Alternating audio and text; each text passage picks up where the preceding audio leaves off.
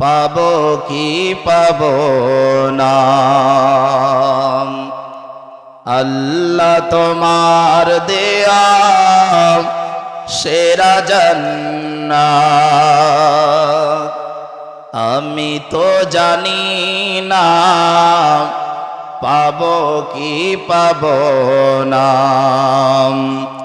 আল্লাহ তোমার দেয়া সেরা জান্নাত, আমি শুধু জানি নরকের অগ্নি সইতে পারবো না কোনদিন রাত। আমি তো জানি না পাবো কি পাবো না। আল্লাহ তোমার দেয়া সেরা জান্নাত,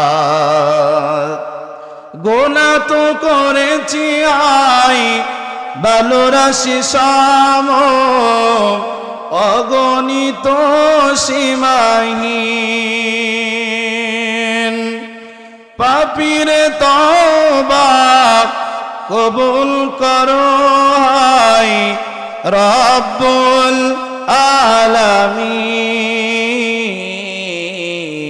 আলামিন। হায়াত আমার কমছে শুধু প্রতিদিন, হায়াত আমার কমছে শুধু প্রতিদিন। আমি তো জানি না পাবো কি পাবো না। আল্লাহ তোমার দেয়া সেরা জান্নাত। আল্লাহ আপনাকে আমাকে কণ্ঠ দিয়েছেন, শরীরের শক্তি দিয়েছেন, সে আল্লাহর নাম নেওয়ার জন্য, সে আল্লাহর কালাম নেওয়ার জন্য দুনিয়ার কাউকে ভয় পাওয়ার দরকার নাই। কথা বলেন ঠিক কিনা? সুতরাং সালামের জবাব হবে বিড়ালের বাচ্চার মতো নাকি সিংহের বাচ্চার মতো? সিংহের বাচ্চার মতো জবান নেই, আওয়াজ করতে হবে। কারণ মুসলিম কখনো বাতিলের সামনে মাথা নত করতে জানে না। আমি আপনাদেরকে আবারও সালাম জানাচ্ছি, আসসালামু আলাইকুম ওয়া রাহমাতুল্লাহি ওয়া বারাকাতুহু। আলহামদুলিল্লাহ, মনটা বড় খুশি হলো। আপনাকে আলোচনা শুনবেন ইনশাআল্লাহ। আমরা আলোচনার দিকেই যাব। আমরা সর্বপ্রথমে আল্লাহ সুবহানাহু ওয়া তাআলার দরবারে শুকরিয়া আদায় করি যে আল্লাহ সুবহানাহু ওয়া তাআলা আপনাকে আমাকে সুন্দর একটা পরিবেশে এশার নামাজের পর থেকেই পবিত্র কোরআন এবং হাদিসের আলোচনা শোনার জন্য দূর দূরান্ত থেকে আসার এবং বসার তৌফিক এনায়েত করেছেন। সে মহান মালিকের প্রতি একেশ্বরে উচ্চ আওয়াজে মহাব্বতের সাথে আকাশ বাতাস মুখরিত করে সকলে প্রাণ খুলে বলছে আলহামদুলিল্লাহ। আর একটু জোরে বলে আলহামদুলিল্লাহ। লাখ কোটি দুরুদ ও সালাম সাইয়্যিদুল মুরসালিন খাতামান নবিয়্যিন রাহমাতুল লিল আলামিন যে নবী করিম সাল্লাল্লাহু আলাইহি ওয়াসাল্লাম আমাদের সকলের শিক্ষকগণ, যে নবী করিম সাল্লাল্লাহু আলাইহি সাল্লাম তিনি জানতেন তিনি যদি কোরআনের দাওয়াত দিয়ে মানুষের কাছে মার না খাইতেন তারপরেও তিনি দুনিয়ার শ্রেষ্ঠ মানব ছিলেন। কথা বলেন ঠিক কিনা? কিন্তু তারপরেও আপনার আমার প্রিয় নবীজি তায়েফের ময়দানে মার খাইলেন, উহুদের ময়দানে মার খাইলেন, এরপরে নিজের দেশটাকে পরিত্যাগ করে অন্য দেশে যাইতে হলো। সবকিছু কার হুকুমে? আল্লাহর হুকুমে। সম্মানিত দ্বীনি ভাইরা, সে নবীর প্রতি দুরূদ ভরা কণ্ঠে দুরূদ জানাই। সংক্ষেপে বলছি সাল্লাল্লাহু আলাইহি ওয়াসাল্লাম। সম্মানিত উপস্থিতি, আমরা ভূমিকা লম্ব করব না, সরাসরি আলোচনায় চলে যাব ইনশাআল্লাহ। তবে আপনাদের কাছে একটা অনুরোধ থাকবে, যদি বক্তা এখানে যে পরিমাণ লেভেল হোক না কেন, বক্তা একা একা বকে গেল আর আপনারা চুপচাপ ঘুমাইলেন, সে আলোচনা কি শুনতে মজা আছে? কথা বলেন, মজা আছে? আপনাদেরকে যখন সুবহানাল্লাহ, আল্লাহু আকবার, আলহামদুলিল্লাহ বলা হবে বা সুন্দর কথা আপনারা শুনবেন, কোরআন তেলাওয়াত শুনবেন, এগুলো আপনারা বলতে পারবেন তো ইনশাল্লাহ? একটু জোরে বলেন।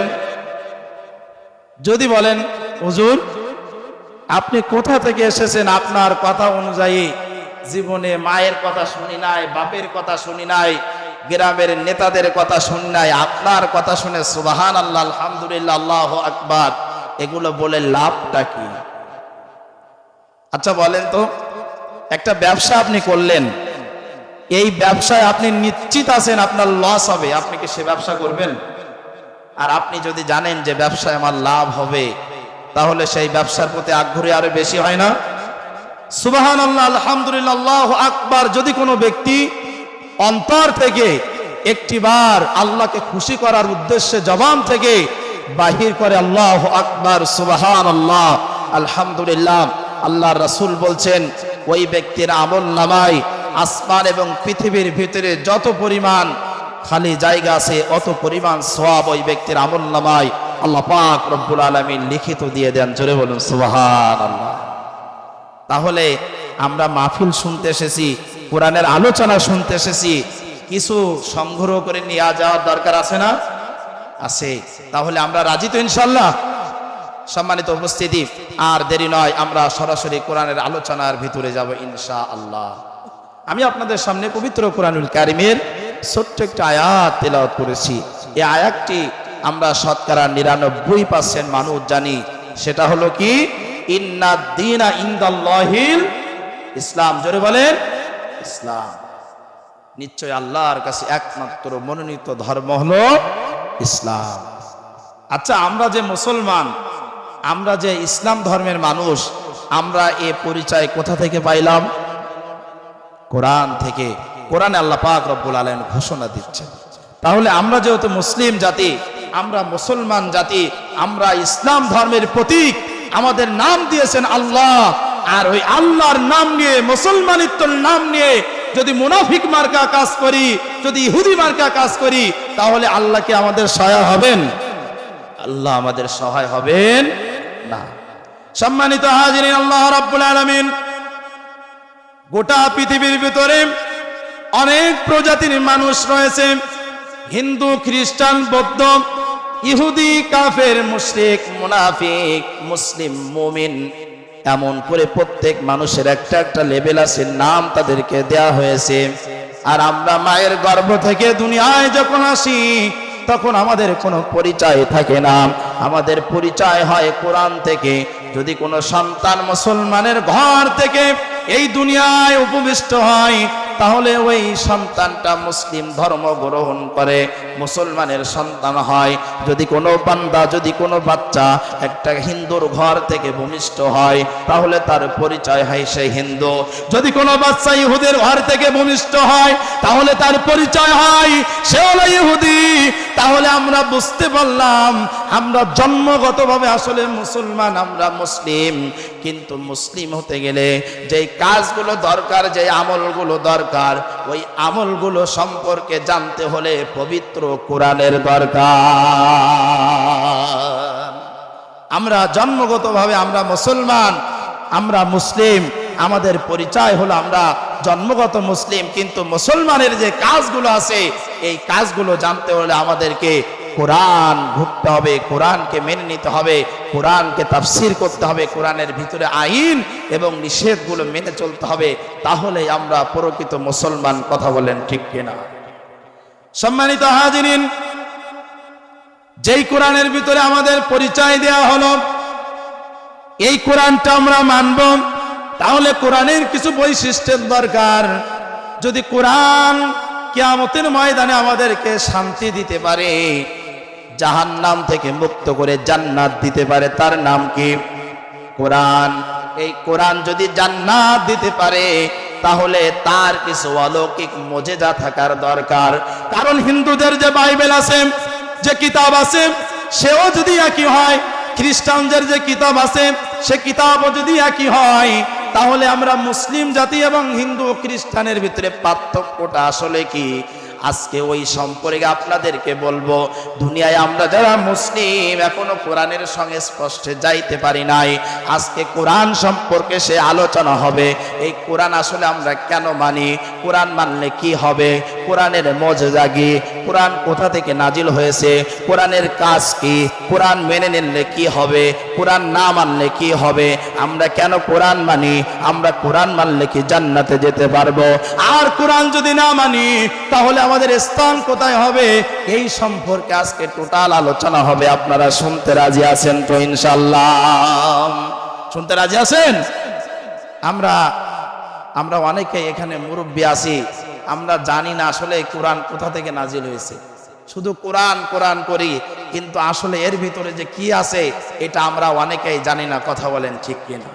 আমরা দেখেন আজকে কোরআন হাদিসের জন্য মিটিং করতেছি, রাজপথে নামতেছি, কিন্তু কোরআনের ভিতরে যে আসলে কি আছে এটা আমরা জানি না। অনেকেই আছে মাথায় তাজ পরে রাজপথে লেবে যায়, কিন্তু কোরআনের ক অক্ষরও জানে না। কথা বলেন ঠিক কিনা?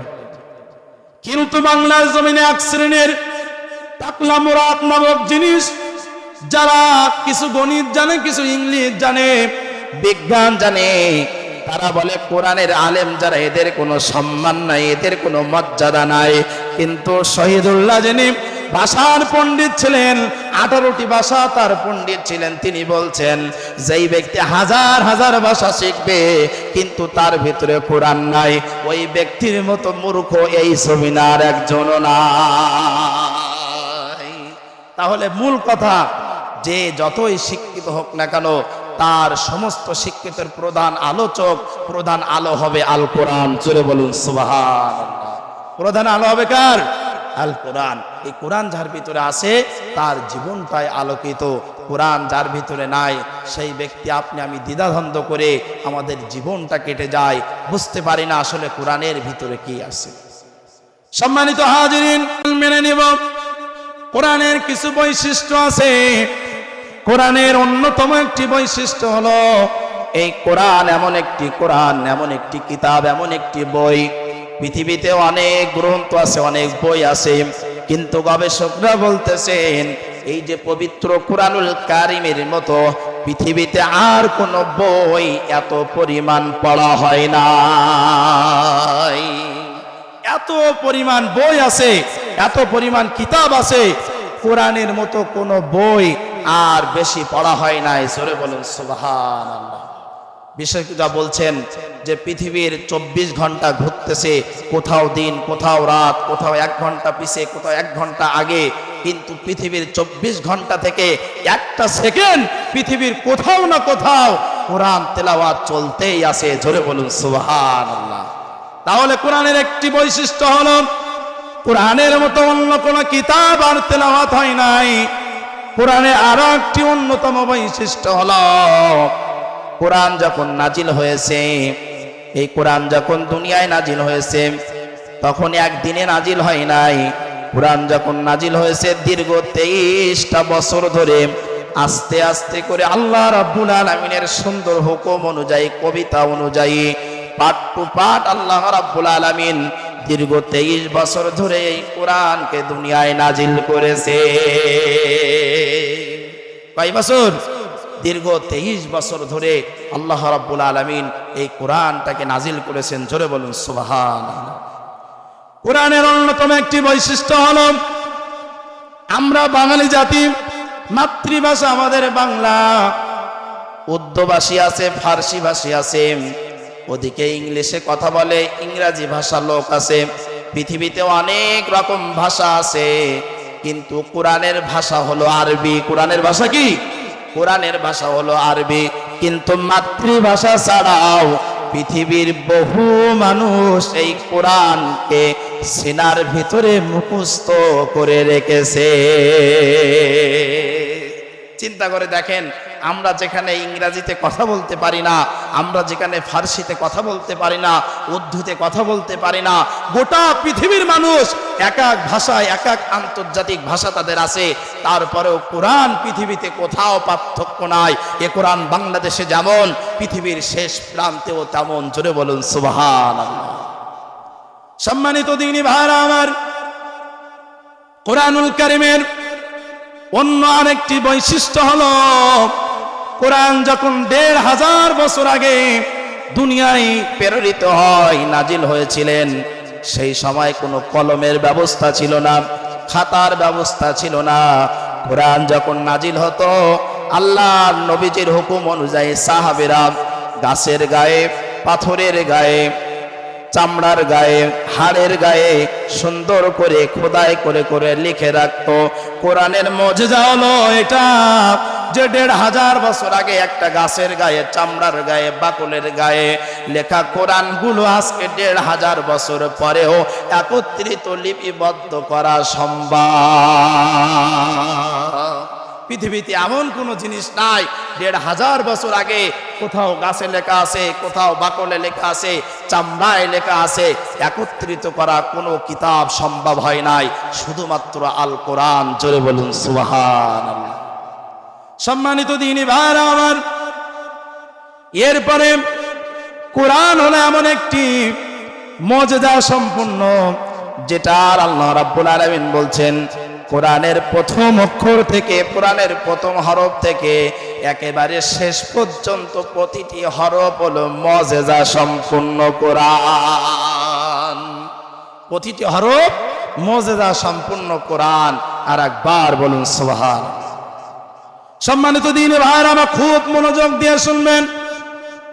আল্লাহ রাব্বুল আলামিন আপনার আমার নবীজির উপরে কোরআন নাজিল করলেন, নবীজির উপরে কোরআন প্রেরণ করলেন। আল্লাহ রাব্বুল আলামিন বলছেন দুনিয়ায় যত নবী রাসূল দিয়েছি, এই নবী রাসূলদেরকে আমি ৩টা জিনিস উপহার দিয়েছি। কয়টা জিনিস? মনোযোগ সহকারে শুনবেন। কয়টা জিনিস? ৩টা জিনিস আমি উপহার দিয়েছি। এর ভিতরে ১ নম্বরে ওহী আমি নবী এবং রাসূলদেরকে দিয়েছি। ওহীটা হলো কি? যেটা আল্লাহর পক্ষ থেকে জিবরিল আমিন বা ফেরেশতাদের মাধ্যম দিয়ে নবী রাসূলের উপরে অবতীর্ণ হয়, এটার নাম হলো ওহী। ওহী কি বুঝতে পেরেছেন? যেটা আল্লাহর পক্ষ থেকে নাজিল হয়। আমি যদি এখন ভাইকে একটা কথা বলি, এটা কি ওহী হবে? এটা কখনো ওহী হবে না। ওহী তারা পায় যারা নবী রাসূল, আল্লাহর খাঁটি মুমিন ব্যক্তি, তাদের উপরে আল্লাহর পক্ষ থেকে নবীজির উপরে যে কথাগুলো এসেছে সেটাই হলো ওহী। জোরে বলুন সুবহানাল্লাহ। আল্লাহ রাব্বুল আলামিন বলছেন ২ নাম্বার, নবী রাসূলদেরকে আমি যেইটা উপহার দিয়েছি সেইটা হলো সুন্দর চরিত্র। আমি প্রত্যেক নবী রাসূলকে উপহার দিয়েছি। ইউসুফ নবীকে জুলেখা চরিত্র তাই বাঁধাতে পারে নাই। এরপরে ঈসা আলাইহিস সালামকে, মারিয়াম আলাইহিস সালামকে দুনিয়ার মানুষ চরিত্রের বাধাহীন করতে পারে নাই, ধরে রাখতে পারে নাই। আপনার আমার নবীজির বেলাও কাফেররা নবীজিকে যখন চরিত্র নিয়ে কথা বললেন, চরিত্র নিয়ে খারাপ মন্তব্য করা শুরু করলেন, আল্লাহ রাব্বুল আলামিন ডাক দিয়ে বলেন, হাবিব আপনি টেনশন করবেন না, চিন্তিত হবেন না, মন খারাপ করবেন না। আমি আল্লাহ রাব্বুল আলামিন এমন কোন মালিক নয় যে আমার সব চাইতে কাছের বন্ধু ওরে মুহাম্মদ সাল্লাল্লাহু আলাইহি ওয়াসাল্লাম। দুনিয়ার কাফেররা আপনাকে চরিত্র নিয়ে কথা বলবে আর আপনি মন খারাপ করে বসে থাকবেন, আমি আল্লাহ কখনো বরদাস্ত করতে পারি না। ও হাবিব, আমি এই মুহূর্তে আপনাকে জানায় দিলাম সূরা কলামের ভিতরে, ওয়া ইন্নাকা আলা খুলুকিন আযীম।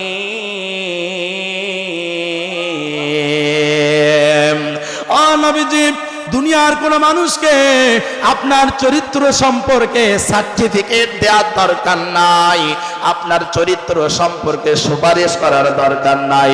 আমি মহান রব্বুল আলামিন আপনার চরিত্র সম্পর্কে পবিত্র কুরআনুল কারীমের ভিতরে জানায় দিলাম, ওয়া ইন্নাকা লাআলা খুলুকিন আযীম। গোটা পৃথিবীতে শুরু হওয়া থেকে শেষ পর্যন্ত যত মানব আসবে, যত নবী রাসূল আসবে, সব চাইতে সুন্দর চরিত্রের অধিকারী হলো আপনি। আর একবার জোরে জোরে বলুন সুবহানাল্লাহ। তাহলে নবীজির চরিত্রের সার্টিফিকেট কে দিবেন? আল্লাহ। আর আজকে আপনি আমি দেখেন, দুনিয়ায় যদি কোনো ব্যক্তি ইসলামের পক্ষে কথা বলে তার নামে মামলা হয়, নির্যাতন হয়, নিষ্পেষিত হয়।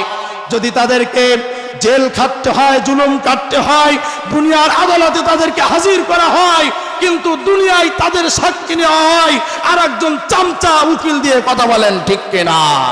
যেমন দীর্ঘ 13টি বছর আমাদের প্রাণের স্পন্দন, গোটা পৃথিবীর প্রাণের স্পন্দন 18 কোটি মানুষ যার জন্য চোখের পানি ছেড়েছে, আল্লামা দেলাওয়ার হোসেন সাঈদীকে এরকম বানোয়াট উকিল দিয়ে তার বিরোধিতা করেছে, কথা বলেন ঠিক কিনা?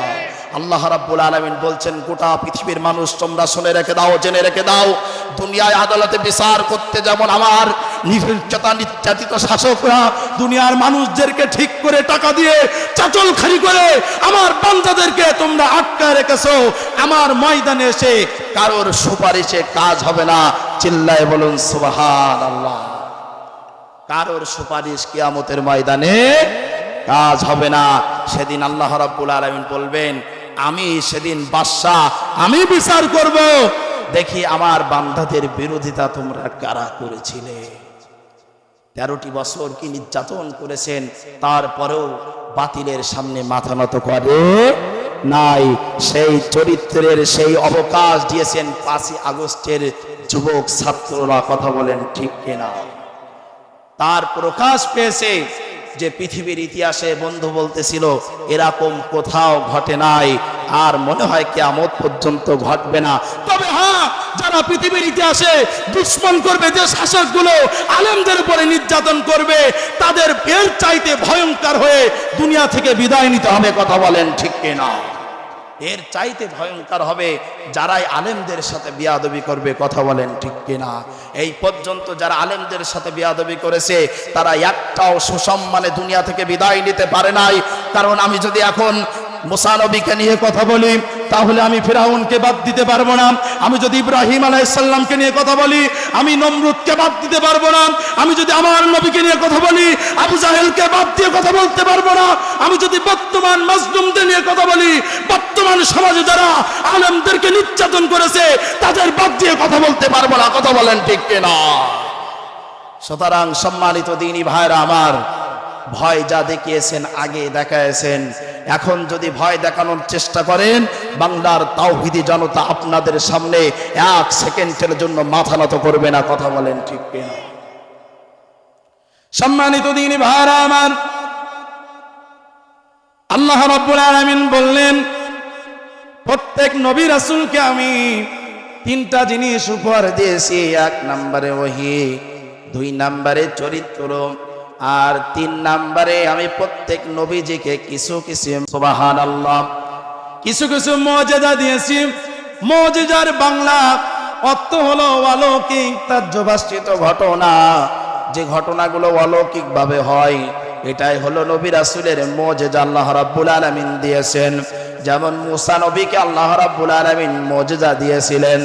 মুসা নবীকে ফিরাউন যখন তার দলবল নিয়ে দাঁড়ালেন আর মুসাকে বললেন, ও মুসা, তোমার আল্লাহর কি শক্তি আছে, তুমি আসো, আর আমার এই যে বাদশা আছে, আমার এই এলাকায় যারা জাদুকার আছে তাদেরকে আমি দাওয়াত করলাম, তোমার ক্ষমতা কেমন আর আমার ক্ষমতা কেমন আজকে তোমাকে দেখায় দেব। মুসা নবী এক সাইডে দাঁড়িয়ে আছেন, ফিরাউনের দলবল জাদুকারদের যখন সংবাদ দেওয়া হলো তারা এক সাইডে দাঁড়িয়ে আছে। ফিরাউন হুকুম করলো, ও জাদুকারেরা, তোমরা তোমাদের কেরামতি শুরু করে দিয়ে দাও। কেরামতি শুরু করে দিল। কেউ বানাইলো বাঘ, কেউ বানাইলো সাপ, কেউ বানাইলো বিশ্ব, ভয়ঙ্কর ভয়ঙ্কর জিনিস বানাইলো, আর বলল যাও মুসা নবীর দিকে তোমরা দৌড়ে চলে যাও। মুসা নবী দাঁড়িয়ে আছেন, আল্লাহ রাব্বুল আলামিনের কাছে সাহায্য চালেন। আল্লাহ, ফিরাউনের এই জাদুকার গুলো সাপ বানিয়েছে, বাঘ বানিয়েছে, হিংস্র জীব জানোয়ার বানিয়েছে, আমি এখন কি করব? আল্লাহ রাব্বুল আলামিন বললেন, ওয়া মা তিলকা বিয়ামিনিকা ইয়া মুসা হিয়া হাইয়াতুত তাসা। ও মুসা, তোমার হাতে কি? মুসা বলল লাঠি। আল্লাহ রাব্বুল আলামিন বলেন, মুসা রে, তোমার লাঠিখানা তুমি জমিনে টাচ করো, আঘাত করো, বাকি দায়িত্ব আমি আল্লাহ। সুবহানাল্লাহ। আল্লাহ আমার রব, এই রবি আমার সব, দামে দামে তনু মনে তারি অনুভব। আল্লাহ আমার রব, এই রবি আমার সব, দামে দামে তনু মনে তারি অনুভব। তাহলে সমস্ত কিছুর মালিক কে? আল্লাহ। আর একটু জোরে বলেন কে? আল্লাহ।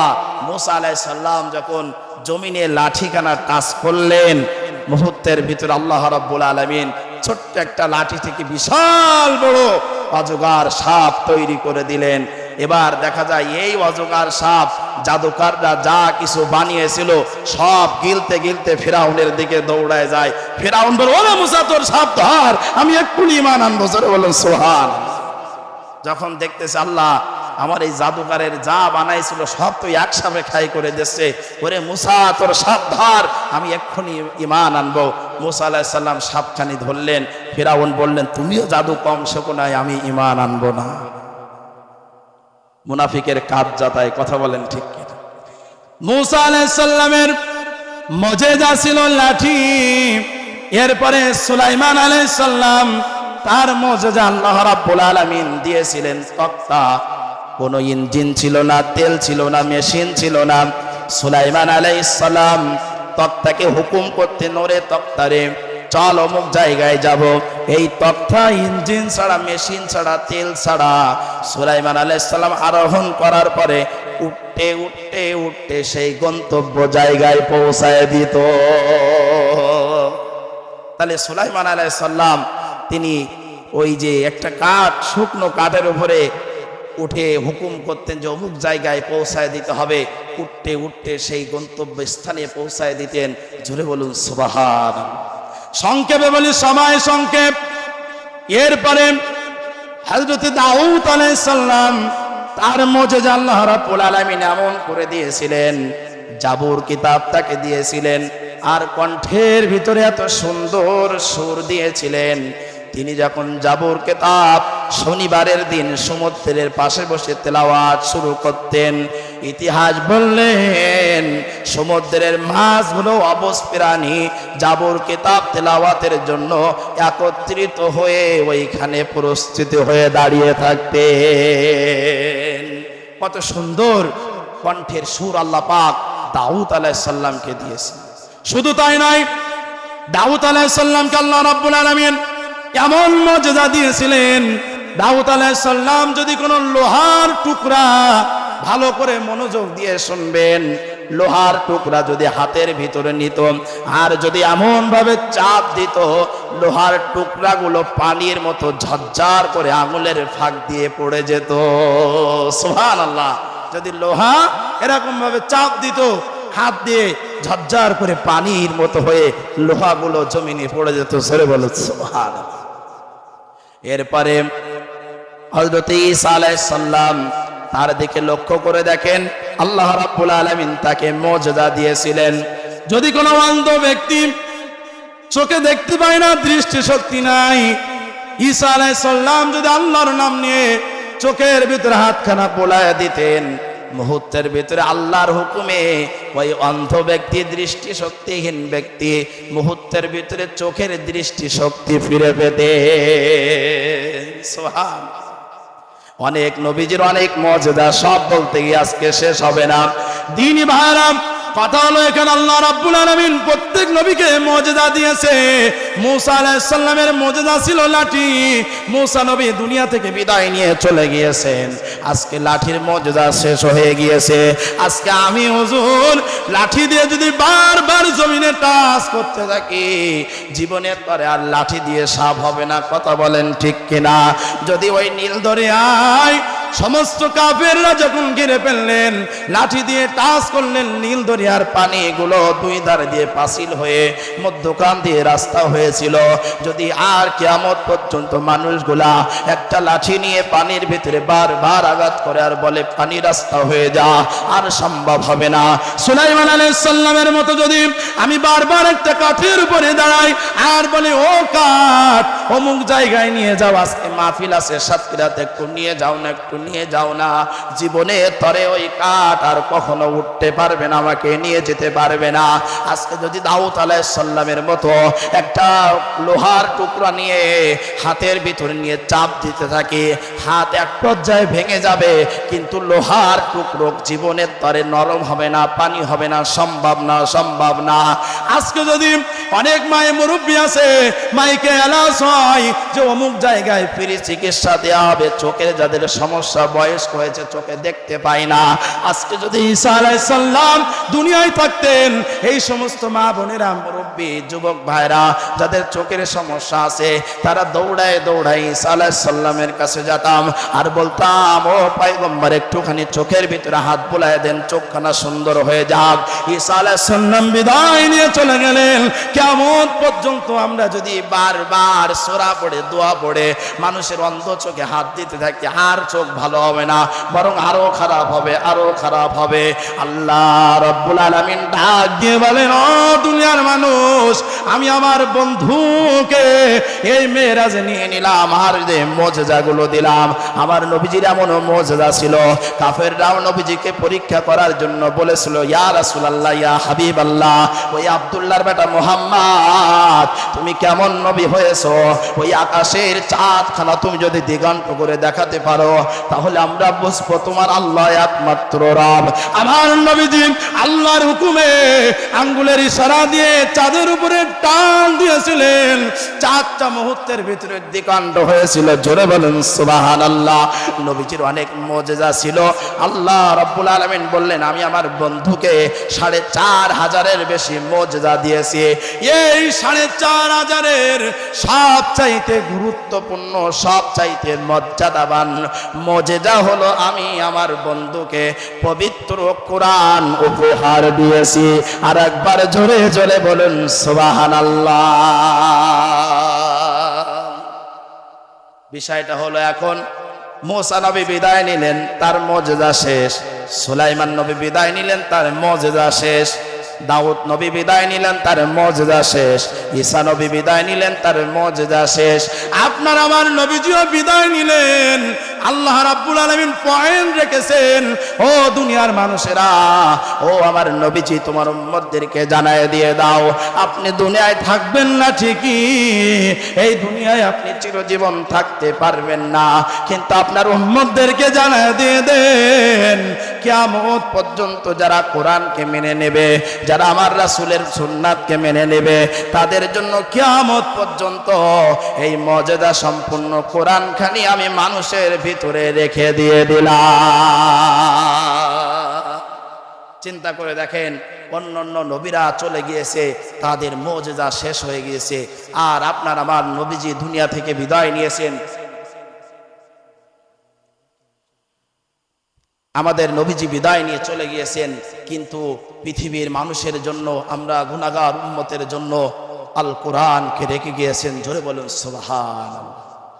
সম্মানিত দিনী ভাইরা আমার, অনেক সময় কোরআনের বৈশিষ্ট্য শুনলাম, আমি আগেই বলেছিলাম আজকে কোরআন সম্পর্কে জানবো, কোরআনের ভিতরে কি আছে, কেন মানব। বেশি লম্বা করলে সময় পাওয়া যাবে না। এই কোরআন কিয়ামত পর্যন্ত মানুষের ভিতরে থাকবে। এখন আসুন, আমরা যে আলোচনা করলাম, আপনারা যে শুনছেন, এইটুকু আমাদের কতটুকু জ্ঞান আছে কোরআন থেকে আমরা নিচ্ছি? কোরআন নিজেই মানুষদেরকে বলছেন, ও দুনিয়ার মানুষেরা, আমি কোরআন নাজিল হয়েছি, এর থেকে কতটুকু জ্ঞান তোমরা নিতে পারবা? আল্লাহ রাব্বুল আলামিনের কোরআন বলছেন, ওয়া মা উতিতুম মিনাল ইলমি ইল্লা কলিলা। আল্লাহর কোরআন বলছেন, দুনিয়ার মানুষেরা তোমরা শুনে নাও, জেনে নাও, তোমরা যতটুকু জ্ঞান অর্জন করে মানুষদেরকে তোমরা শোনাবা, তোমরা শুনবা, তোমরা জ্ঞান অর্জন করবা, কোরআন সাক্ষী দিচ্ছেন আল্লাহ রাব্বুল আলামিনের জ্ঞান থেকে তোমরা এতটুকু পরিমাণও জ্ঞান নিতে পারো না। সামান্যতম জ্ঞান, অত্যন্ত সামান্যতম জ্ঞান নিয়ে আজকে আমরা কি না করতেছি, সেই সাইকেল থেকে আজকে বিমান পর্যন্ত পৌঁছাইছি। কথা বলেন ঠিক কিনা? আজকে আমরা কত কিছু করতেছি। কোরআনের এই জ্ঞান সম্পর্কে আলেমরা ব্যাখ্যা দিচ্ছেন, আটলান্টিক মহাসাগরের ভেতরে যদি ছোট্ট একটা চড়ুই পাখি তার দুইটা ঠোঁট নিয়ে একটু পানি নাই, আটলান্টিক মহাসাগরকে শুকায় যাবে? কথা বলেন, শুকায় যাবে? বুঝতেই পারবে না যে একটা পাখি তার থেকে পানি নিয়েছে। আলেম কেরাম বলেন আল্লাহর জ্ঞান থেকে পৃথিবী শুরু হওয়া থেকে কিয়ামত পর্যন্ত মানুষ যদি জ্ঞান অন্বেষণ করতে থাকে কতটুকু পরিমাণ জ্ঞান অন্বেষণ করতে পারবে না। আর একবার বলুন সুবহানাল্লাহ। তাহলে আল্লাহর কত পরিমাণ জ্ঞান তিনি রেখেছেন সে আল্লাহ পাক ভালো জানেন। সম্মানিত দিনী ভাইরা আমার, এবার আসুন কোরআনের ভিতরে আমরা যাই। কোরআন নিয়ে যদি আমরা আলোচনা করি, মূল আলোচনা খুব মনোযোগ দিয়ে শুনবেন। আপনারা অনেক বয়স হয়েছে, কিন্তু আসলে কোরআনের ভিতরে কি আছে, কেন কোরআনকে মানব, এই কোরআন কোথা থেকে নাজিল হয়েছে, কার উপরে নাজিল হয়েছে, কি নির্দেশনা কোরআন দিচ্ছে, সেগুলো সম্পর্কে দুনিয়ায় পাঠিয়েছে, কোথা থেকে তুমি নাজিল হয়েছো, কোরআন নিজেই তার জবাব দিচ্ছেন। তানসিলাম মিম্মান খালাকাল আরদা ওয়াস সামাওয়াতিল উলা। কোরআন বলছেন এই আসমান পৃথিবী এই জমিন যে আল্লাহ সৃষ্টি করেছেন ওই আল্লাহ আমি কোরআন আমাকে নাজিল করেছেন। আর একবার জোরে জোরে বলেন সুবহানাল্লাহ। আমরা বুঝলাম যে কোরআন আল্লাহর পক্ষ থেকে নাজিল হয়েছে। যদি কোনো ব্যক্তি কোরআনকে প্রশ্ন করে, এবং কোরআন তুমি দুনিয়ায় নাজিল হয়েছো ঠিকই, তোমার আগের বাড়ি কোথায় ছিল, তুমি কোথায় ছিলে, তোমার পরিচয়টা আসলে কি, কোরআন নিজেই তার জবাব দিচ্ছে। বাল হুয়া কুরআনুম মাজিদ ফি লাউহিম মাহফুজ। কোরআন বলছেন ও দুনিয়ার মানুষেরা আমার বাড়ি হলো লাউহে মাহফুজে। তাহলে প্রথম দুইটা প্রশ্নের উত্তর পেয়ে গেলাম। এক নাম্বার, কোরআন কে নাজিল করেছে? আল্লাহ। একটু জোরে বলতে হবে, কে? আল্লাহ। দুই নাম্বার, কোরআনের আদি বাড়ি কোথায়? লাউহে মাহফুজের ভিতরে। কোথায়? লাউহে মাহফুজের ভিতরে আল্লাহ পাক ওখান থেকে নাজিল করেছে। এরপরে যদি কোনো ব্যক্তি কোরআনের কাছে প্রশ্ন করে, ও কোরআন তুমি তো লাউহে মাহফুজ থেকে দুনিয়ায় নাজিল হয়েছো, কোরআন তুমি কার উপরে নাজিল হয়েছো, কার দিকে তোমার নির্দেশনা ছিল? কোরআন নিজেই নিজেই তার জবাব দিচ্ছেন।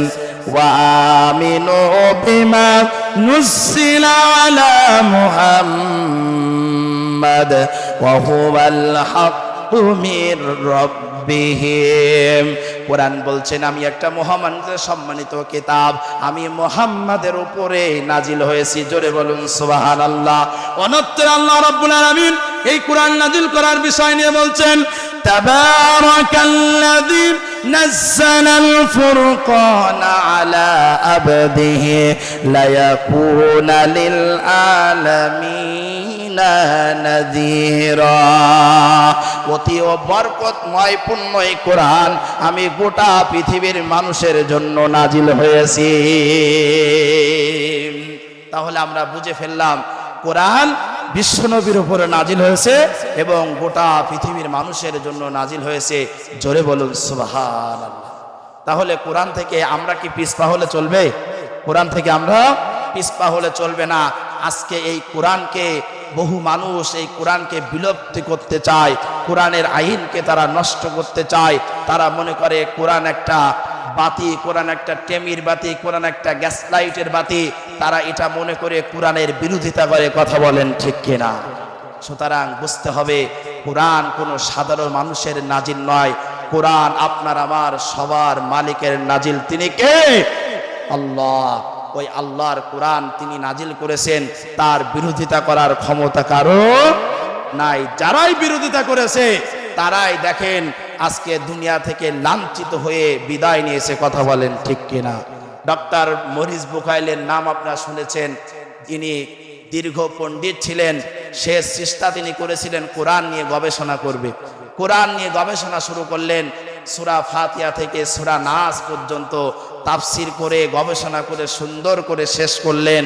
শেষ করে তিনি বলতেছেন দুনিয়ার মানুষ তোমরা শুনে নাও, কোরআন হলো একটা সত্যি, কোরআন হলো একটা আল্লাহর পক্ষ থেকে নাজিলকৃত কিতাব।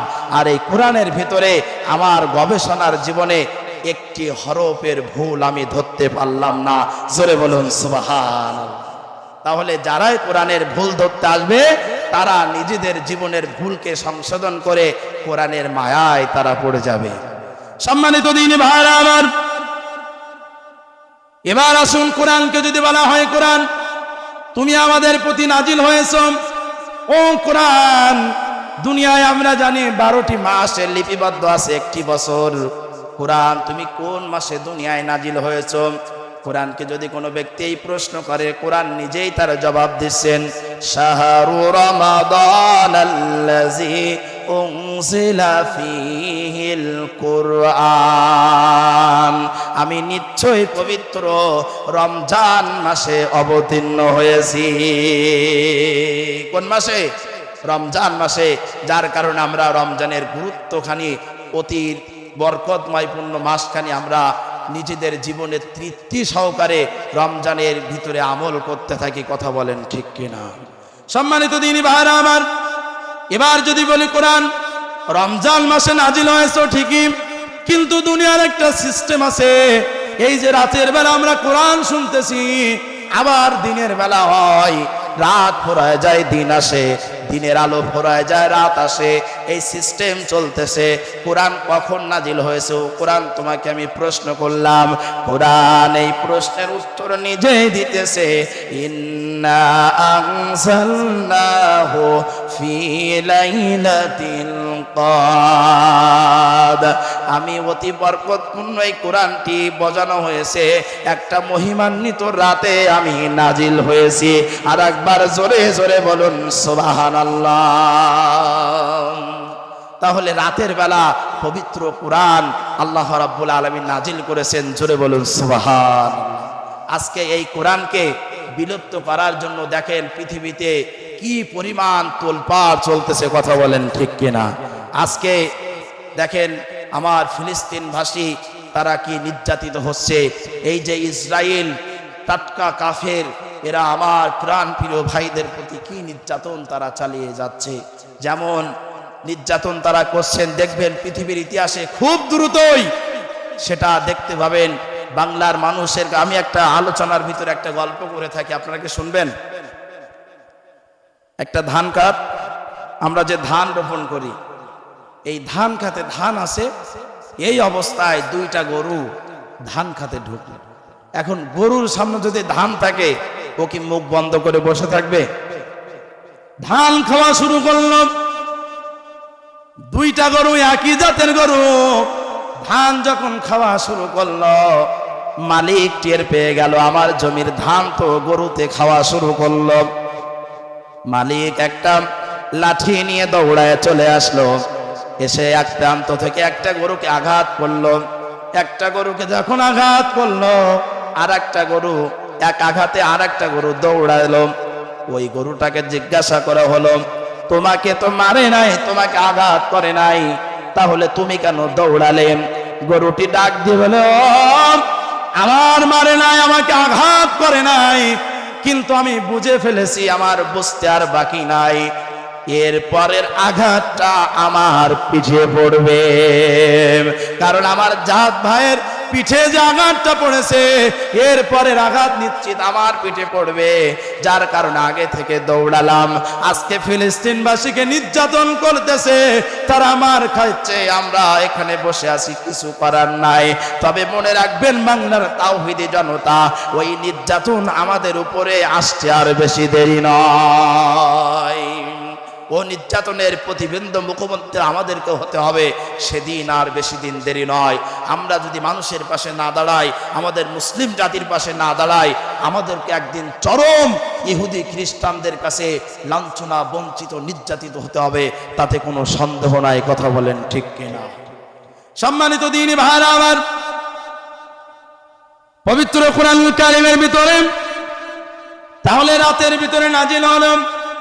যদি কোনো ব্যক্তি কোরআনকে বলে, ও কোরআন তুমি যে দুনিয়ায় নাজিল হয়েছো রাতের বেলা, মেনে নিলাম, কোরআন নিয়ে যে আমরা জীবন গঠন করব, কোরআন তোমার উদ্দেশ্য কি, তোমার কাজটা কি, তুমি দুনিয়ায় কেন এসেছো, তোমার লক্ষ্য কি?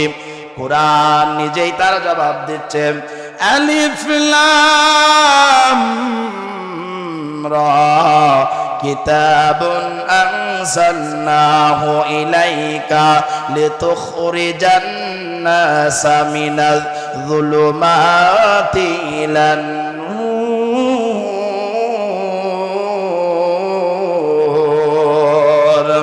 কোরআন বলছেন আমার উদ্দেশ্য হলো একটাই, সেই উদ্দেশ্যটা হলো এমন, গোটা পৃথিবীর এই অন্ধকারটাকে বলিষ্ঠ করে, গোটা পৃথিবীর অন্ধকারটাকে মুছে দিয়ে আমি গোটা পৃথিবী থেকে একটা আলোর সন্ধান দিতে চাই। তাহলে গোটা পৃথিবী আমরা অন্ধকারে ভূমিষ্ঠিত হচ্ছি, আমাদের কাজ, আমাদের লক্ষ্য, কোরআন আমাদেরকে আলোর পথ দেখাবে। জোরে বলুন সুবহানাল্লাহ।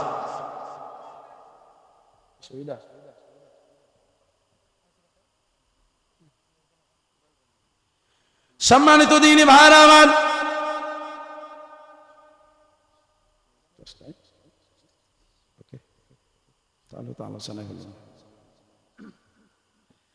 সম্মানিত দিনী ভাইরা আমার, যে কথা বলছিলাম খুব মনোযোগ দিয়ে শুনবেন। আলোচনার সময় বাধা হয়ে গিয়েছে, সবগুলো যদি আপনাদেরকে শোনাতে যায় শেষ হবে না। আলোচনা 5ই আগস্টের আগে করেছিলাম, ধিক্কার জানিয়েছিলাম, মুখ বড় করে করে গলার আওয়াজ দিয়ে আওয়াজ করেছিলাম, কিন্তু এখন হালকা হালকা দেই, আবার কোরআনের তাফসির দিয়ে মানুষদেরকে বোঝানোর চেষ্টা করি। কারণ এখন এক শ্রেণীর মানুষ তারা বলতেছে হুজুর মাহফিল শুনতে যাব না, কারণ মাহফিলে গেলেই বিগত 17 বছরের কথা ছাড়া আর কিছু বলে না।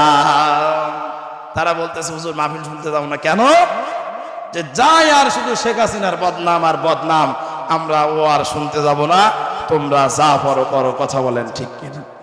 আরে বেটা, আমি বলতে চাই, যদি শেখ হাসিনা ভালো কাজ করত, তার চরিত্র ভালো থাকতো, তার বিচার ব্যবস্থা ভালো থাকতো, তার এই দুর্নীতিটাকে যদি সে সুদুর্নীতিতে চালাতো, তাহলে বাংলার তাওহীদি জনতা তাকে আরো আগ্রহশীল হিসাবে নেতা হিসেবে মেনে নিত। কিন্তু শেখ হাসিনা করেছে, সর্বপ্রথম কোরআনের দায়ীদেরকে তারা নির্যাতন করেছে। কথা বলেন ঠিক কিনা? কোরআনের দায়ীরা যেখানে কোরআনের কথা বলেছে, সেখানে কোরআনের কণ্ঠকে স্তব্ধ করে দিয়েছে। সুতরাং আমার কথা বলতে চাই, আপনি আমার বাবাকে গালি দিবেন, আমি কিছু বলবো না। আপনি আমার মায়েকে গালি দিবেন, আমি কিছু বলবো না। আপনি আমার গলার কলার চেপে ধরবেন, আপনি কিছু বলবো না। কিন্তু আমার নবীজির বিরোধিতা করবেন, আমি আপনাকে বাদ দিয়ে কথা বলবো না। কথা বলেন ঠিক কিনা? পৃথিবীর কোন অপরাষ্ট্র শক্তি, পৃথিবীর কোন দুর্দান্ত শক্তি এই কোরআনের আইনকে, স্লোগানকে বন্ধ করতে পারবে না। পৃথিবীর ইতিহাসে কেউ পারে নাই, কিয়ামত পর্যন্ত পারবে না। কথা বলেন ঠিক কিনা? সুতরাং বাংলার তাওহীদি জনতা, বাংলার ঘরে ঘরে মায়েরা সজাগ হয়েছে, তারা বুঝতে পেরেছে, তারা শিখতে পেরেছে, তাদের যুবক সন্তানদেরকে আর ধরে রাখা সম্ভব হবে না। মাথায় কাফনের কাপড় বেঁধে রাজপথে নামবে, জিহাদের ময়দানে নামবে, কিন্তু বাতিলের সামনে 1 সেকেন্ডের জন্য মাথা নত করবে না। কথা বলেন ঠিক কিনা? আমরা ডক্টর ইউনূসকে বলতে চাই, আপনি উড়ে এসে জুড়ে বসতে পারেন নাই, হাজারো ছাত্র জনতার রক্তের উপর দিয়ে আপনি বসেছেন। আপনার কাছে আমাদের দাবি হলো, সাতক্ষীরার জমিনে যে সমস্ত যুবকদের রক্ত ঝরেছে, যে সমস্ত মাজলুমের রক্ত ঝরেছে, অতি বিলম্বে তাদের বিচার করতে হবে। কথা বলেন ঠিক কিনা? কোরআনের বিরোধিতা করে স্লোগান করতে পারে, তারা ক্যাম্পাসগুলোতে ইফতারির বন্ধ করার বিরোধিতা করতে পারে।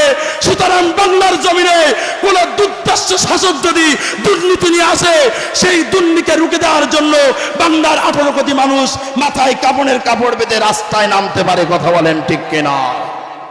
ইতিহাস থেকে জানতে হবে, 17টি বছর আপনি রাজত্ব করে থাকতে পারেন নাই। আবারও যদি কোনো দুর্নীতি শাসক আছে, যদি দুর্নীতি ব্যবহার করে, আলেমদেরকে অপমান করে, অতি বিলম্বে সেও থাকতে পারবে না। সুতরাং আজকের এই মাহফিল থেকে আমাদের স্পষ্ট ঘোষণা হলো, আগামীর দিনে যারা রাষ্ট্র পরিচালনা করবে মাথায় এটা রেখে দিতে হবে। আপনি যদি কোনো দুর্নীতির সাথে জড়িত থাকেন, আপনি যদি কোনো আলেমদের অপমানকৃত কাজের সাথে জড়িত থাকেন, আপনি যদি ব্যাংক ব্যালেন্স লুট করার জন্য জড়িত থাকেন, তাহলে অতি বিলম্বই আপনার বিরোধিতা এমনভাবে হবে, উনি তো রান্না তরকারি রেখে চলে যেতে হয়েছে, আপনার হয়তো নুঙ্গি কাপড়ও থাকবে না, নুঙ্গি কাপড় খুলে আপনাকে যেতে হবে। সুতরাং কোরআন দিয়ে দেশটাকে পরিচালনা করার চেষ্টা করুন। কোরআন ছাড়া মুক্তির আর কোনো পথ নাই। জোরে বলুন সুবহানাল্লাহ। সর্বশেষ কথা হলো, যদি আমরা কোরআন মেনে নেই তাহলে আমাদের উপকারটা কি হবে? আমাদের উপকার হবে, আল্লাহ বলছেন ফালা খাউফুন আলাইহিম ওয়ালা হুম ইয়াহজানুন। আল্লাহ রাব্বুল আলামিন বলছেন, যে ব্যক্তি কোরআনকে তার জীবনের সাথে আঁকড়িয়ে নেবে, ধরে নেবে, তার দুনিয়ায় কোনো চিন্তা নাই, কোনো ভয় নাই। জোরে বলুন সুবহানাল্লাহ। তাহলে কোরআন দিয়ে যদি আইন চালু হয়, কোরআন দিয়ে যদি রাষ্ট্র চালু হয়, তার সবচাইতে বড় জিনিস চিন্তিত হওয়ার কারণ, ভয় পাওয়ার কারণ। ভয়টা কি? মারামারি হবে না, খুনোখুনি হবে না, অত্যাচার হবে না, জিনা হবে না। এইটা থেকে সম্পূর্ণ একটা মুক্তির ব্যবস্থা কে করে দিবেন? জোরে বলেন কে? আর আপনার আমার চিন্তিত হওয়ার কারণ নেই। খাদ্য, বস্ত্র, শিক্ষা, চিকিৎসা, বাসস্থানের কোনো চিন্তিত হওয়ার কারণ নাই। সব কিছুর বাজেট কে করবেন? আল্লাহ। সুতরাং আমাদের মূল টার্গেট থাকবে এই কোরআন দিয়ে দেশটাকে পরিচালনা করতে হবে। কি দিয়ে? কোরআন দিয়ে দেশটাকে পরিচালনা করতে হবে। আর যারাই কোরআনের বিরোধিতা করবে তারা আমাদের বন্ধু হতে পারে? কথা বলেন, তারা আমাদের বন্ধু হতে পারে না।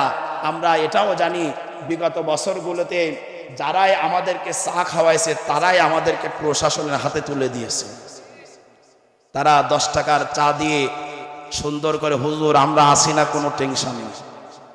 অথচ ওই ব্যক্তি রাতের অন্ধকারে পুলিশ নিয়ে হুজুরদের বাড়ি থেকে তুলে দিয়েছে। কথা বলেন ঠিক কিনা? একজন ব্যক্তি ইন্ডিয়া থেকে বা বিদেশ থেকে একটু টাকা নিয়ে, পয়সা নিয়ে বাড়িতে এসেছে, ওই দিনই তার